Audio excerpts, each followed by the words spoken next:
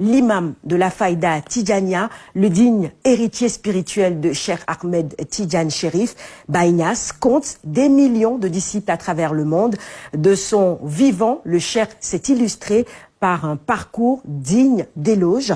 Son portrait, juste après ceci.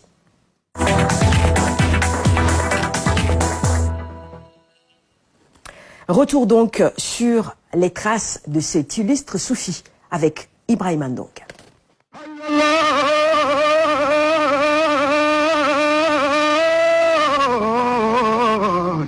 Cheikh al-Islam, l'imam de la Faïda ou le digne héritier de Cheikh Ahmed Tidjane Chérif. Ibrahim Niasse de son vrai nom est né en 1900 à Taïba Niassène, dans la région de Kaolack.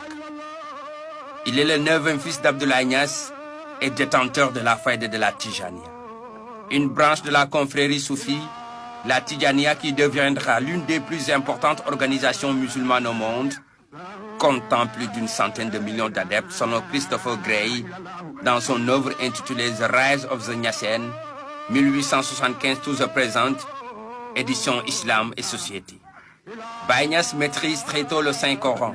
Il étudie les sciences religieuses, exégèse, jurisprudence, théologie, grammaire, arabe, rhétorique métrique, biographie du prophète Mohammed, paix et salut sur lui, tout cela sans pour autant quitter l'ombre de son père, Abdoulaye Niasse le Grand. Cheikh al-Islam cultive un goût prononcé pour le mysticisme musulman. Témoignage de ses connaissances ésotériques d'acquisition précoce.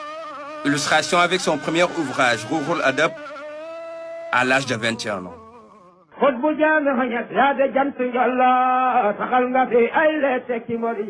École de de son fameux Kassiful al-Bas en 1930. À la mort de son père en 1922, Cheikh Ibrahim Niasse enseigne dans les écoles coraniques à Taïba, Kossi et Kaolack. Son érudition et sa piété lui attirent très vite de nombreux adeptes.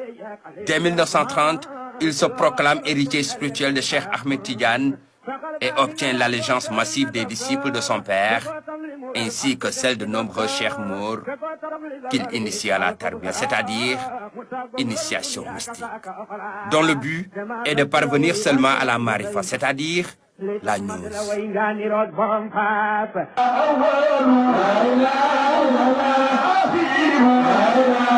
En 1937, il effectue son premier pèlerinage à la Mecque et y rencontre l'émir de Kano, Abdoulaye Bayero, du Nigeria.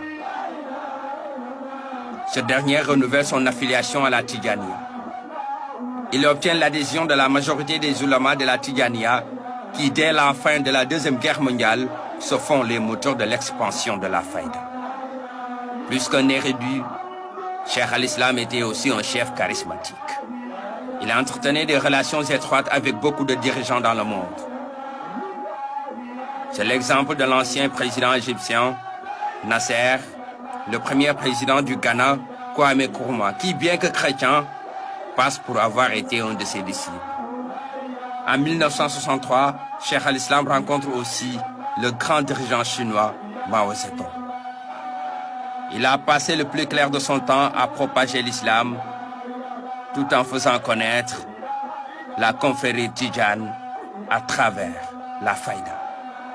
De son vivant, Baye Niasse avait fini par convaincre les plus sceptiques, un véritable soufi, un gnostique qui a marqué son temps. Il quitta ce bas monde le 26 juillet 1975 à Londres. Plus de 40 ans après avoir quitté ce bas monde, l'étoile de l'imam de la Faïda ne cesse d'illuminer les 4 coins du globe.